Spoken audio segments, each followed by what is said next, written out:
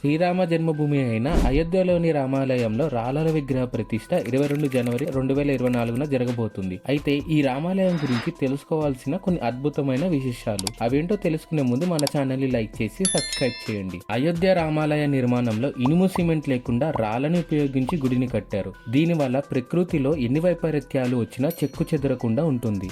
ఈ గుడిని కట్టడానికి దేశంలో ఉన్న 2000 పైగా గుడిలో నుండి మట్టి ఇంకా 100కు పైగా నదిలో నుండి నీరు తెప్పించారు. రాముడి విగ్రహం నిర్మించడానికి నేపాల్ నుండి తెప్పించిన శాలిగ్రామ్ అనే రాయిని వాడారు. ఈ రాయి గొప్పతనం ఏంటంటే ఇది 6 కోట్ల సంవత్సరాలకు పైగా పాతది. గుడి కింద 2000 అడుగుల లోతులో టైం క్యాప్సూల్ అనేది పెట్టారు.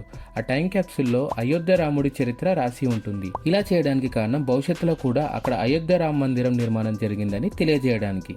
ఈ గుడిలో ఉపయోగించే గంట సుమారుగా 2000 కేజీల బరువు ఉంటుంది.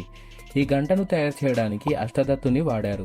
అష్టధత్తు అంటే బంగారం, ఇత్తడి, రాగి, ఇనుము, జింక్, లిడ్, టిన్ ఇంకా మర్క్యూరీ లాంటి మెటల్స్ తో తయారు చేయడం. ఈ గంట యొక్క శబ్దం చుట్టుపక్కల 10 కిలోమీటర్ల దూరం వరకు వినిపిస్తుంది.